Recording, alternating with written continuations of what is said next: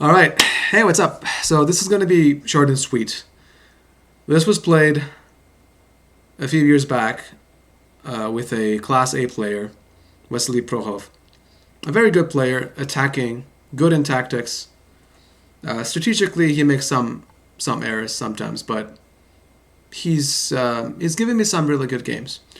So E pawn came forward, c4, knight f3, d6, d4, cd, knight d, knight f6, knight c3, a6, which enters the Najdorf.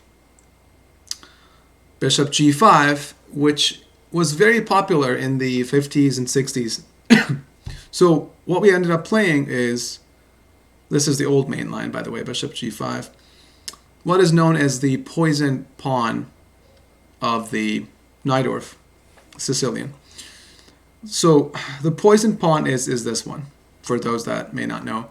And this, Robert James Fischer, world champion in 1972, excuse me, he had tons of opening prep on this line, and he effectively analyzed this to a draw or more, because I was if I could remember the game, there was a knight c6, maybe 22 moves deep or something like that, that saved Fischer's game, being black, in a what seemed to be hopeless position. And he knight c6, and then knight d4 happened. I'll find the game and put it somewhere in the description. But he just won, and the white side, that the player was saying, I thought I was completely winning. And Fischer admitted he had that position before knight c6 in his house, like at his homework table, right? He already worked it out before the game, so he knew what he was doing. So that tells you how much of a hard worker, not only a hard worker, but also innovational player he was. So, queen b6 after this. And white has many interesting ways to continue. I chose the main line, queen d2. There's this a3 move, with the point being, if you take, now knight a4 is a very well-known trap. Queen has no squares. You can't go here because of the knight. Can't go here because of the bishop. The knight is defended because of the queen. This guy is defended because of the rook, and this is so there's nothing to do, right? The queen is gonna be lost. So a3 is an interesting line. There is knight b3, queen d3, which is interesting as well. But I played queen d2. Why not? Main line. He took rook b1 here, and there's f5. There's e5. There is bishop takes. There's bishop e2. So many moves. There was some recent articles on f5, I think, but I have a feeling, and I haven't followed super closely, but I have a feeling this has been worked out to a draw, effectively. So, I know, computers just take all the fun from chess, but I played bishop takes right away, take, bishop e2. So sometimes in these positions, the bishop actually comes to h5. I'm preparing castling.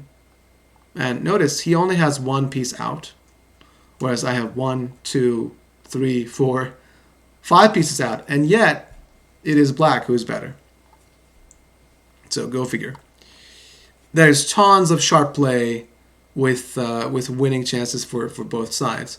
Although a lot of really tactical lines end up being just a draw in the end in modern chess. Of course, at my lower level, this matters little. You can just play and enjoy. Until you get to 26, 27, 700, then things are different. So knight c6 happened.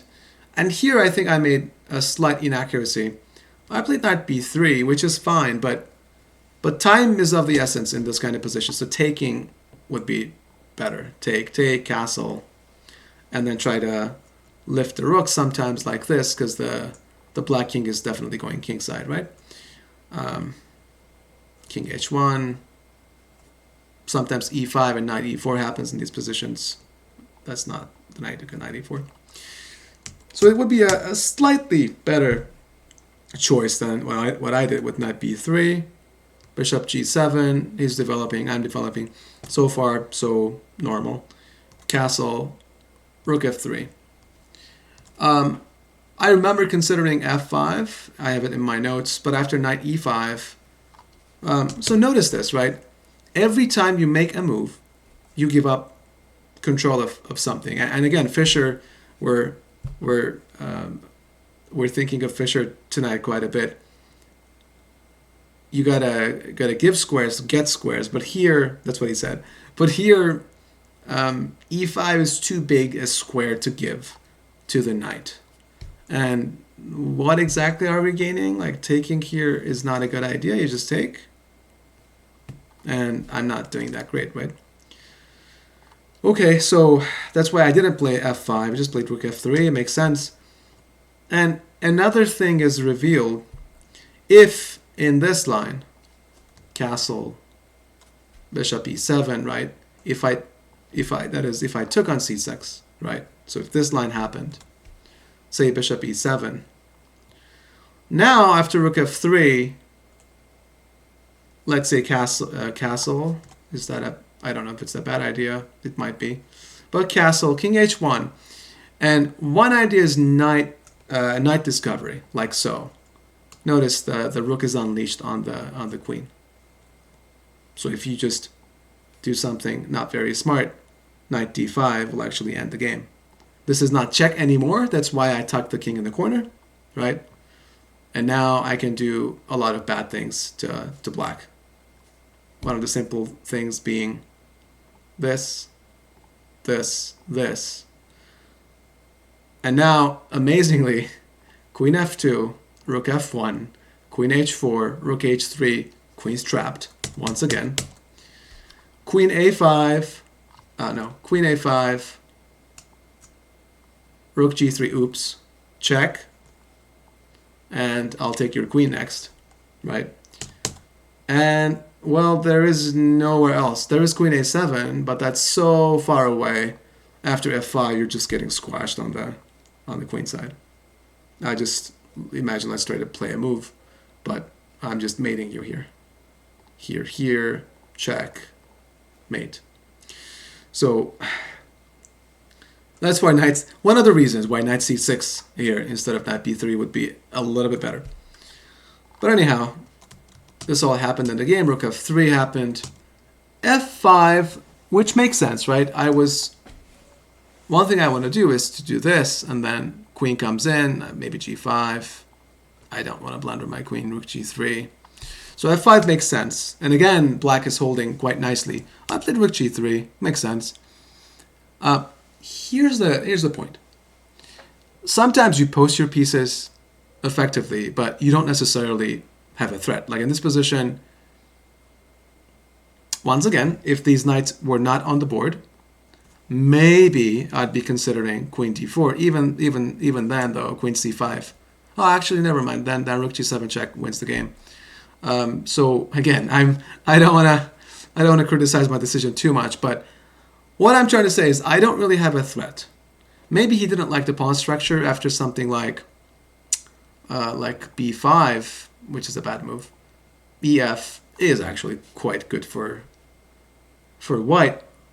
The reason being d5 square is now mine. Okay, so what can we do to support f5 with black? It's this move, right? Now if you take here, black is, no, not like that. Black is this way. Black is doing super, right? No problems whatsoever. So knight e7 would be definitely the best defense. But his move, the only mistake, the first and the last mistake I can say, it's a lethal error because guess what? f5 still works. Don't worry about pawns when you're attacking, especially if something like this is possible, right? Well, it's just mate. There's nothing to do. You don't count pawns in these kinds of positions. So f5, king h8. Okay, so that makes sense, right? The idea of queen h6 is no longer possible. He'll just take. Going back, here I was threatening f5. He stopped it, but then he forgot about it and allowed it, right? But I didn't forget about f5 in that position. So here, knowing that queen h6 can be absolutely devastating, let that be the quiz for this video. How can you, by force, enable the move Queen H6? Pause the video, try to find it. Okay, the move, well, you must have seen this guy here needs to be distracted, right? F6, of course F6, right? Again, don't count pawns. You don't need them. You don't need them. He has to take, right? There's nothing else. There's no other move. He took. I played Queen H6. Black resigned. Point is, rook's hanging, bishop's hanging. Bishop E7 allows this mate, and bishop G7 is not possible because of the same mate. Rook G8 allows queen takes F6 and mate next. So black resigned. Again, if you like this video, please subscribe. I hope you got something out of it. Yeah, cheers.